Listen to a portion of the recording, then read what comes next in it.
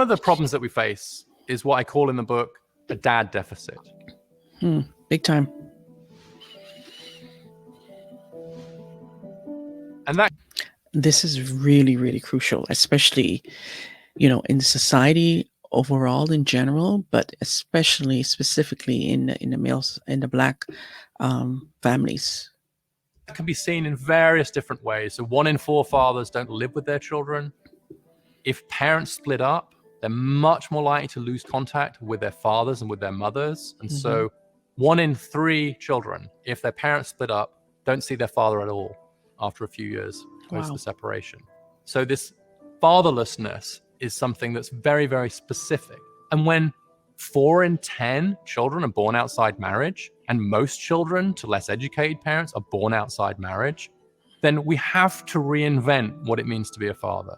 Because right now, men are still being held to an old standard of what it meant to be a successful father in a world where that is neither possible for many of them or even desirable. Because what we've seen is as women have grown in economic power and economic independence, then of course they're going to choose to be with a man rather than being forced to, as in the old days. Exactly. This is probably the greatest liberation in human history, honestly, that women can now choose whether to be with a man or not.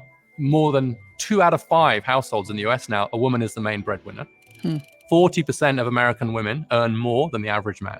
These are huge economic changes and all for the good. But it does pose some really sharp questions about what fathers are for. And until we escape the obsolete model of the breadwinner father, then we will continue to see more and more men being left out of family life. And the kicker is that boys in families that don't have a father presence suffer much more than girls. Yeah. And so then what happens is that male disadvantage can become intergenerational, because if the fathers are struggling and therefore not really involved in their kids' lives, then the boys are the ones who suffer most, who will then go on to struggle themselves in education and the labor market. Yep. And the cycle continues.